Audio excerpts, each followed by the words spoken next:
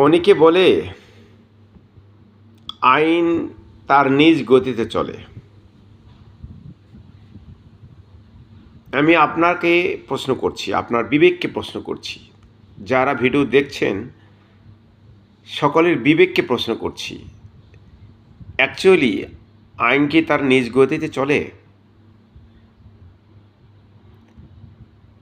আপনার বিবেক উত্তর দিয়ে দেবে আইন কি নিজ গতি চলে কি না। আইন কাদের জন্য প্রযোজ্য, কার জন্য প্রযোজ্য নয়? এই ৭১ সালের পর থেকে, স্বাধীনতা অর্জন করার পর থেকে এ পর্যন্ত প্রকৃত আইনি শাসন কি প্রতিষ্ঠিত হয়েছে? সবাই বলে আইনি শাসন, আইনি শাসন। আইন কি ক্ষমতার কাছে পরাজিত হয় নাই?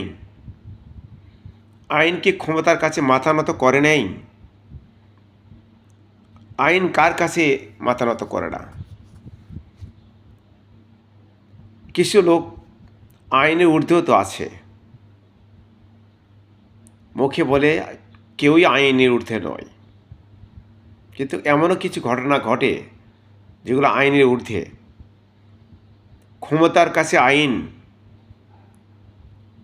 অসহায়, কিছু করার ক্ষমতা নেই, তাই অটোমেটিক আইন তার গতিপথ পরিবর্তন করে ক্ষমতার কথা মতো। সুতরাং আপনার বিবেককে প্রশ্ন করুন, আইন কি তার নিজ গতিতে চলে? আপনার কি মনে হয়?